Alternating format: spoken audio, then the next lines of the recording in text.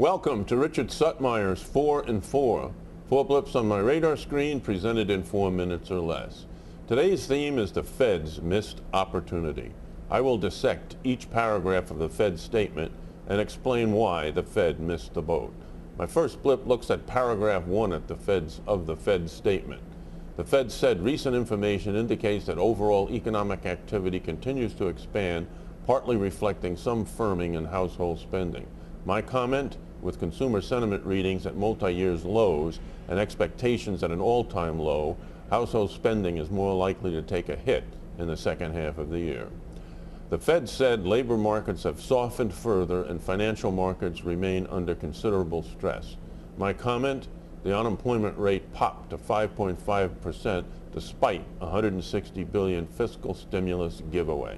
The Fed said tight credit conditions, the ongoing housing contraction, the rise in energy prices are likely to weigh on economic growth over the next few quarters.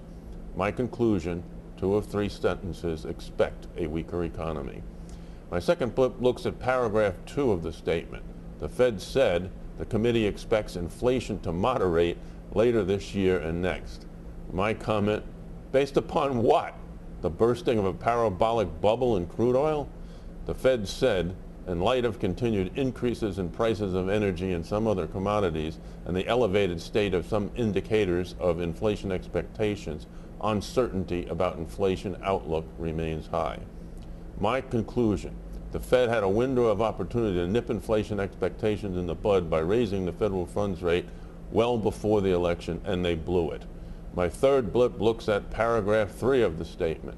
The Fed said the substantial easing of monetary policy to date, combined with ongoing measures to foster market liquidity, should help promote moderate growth over time.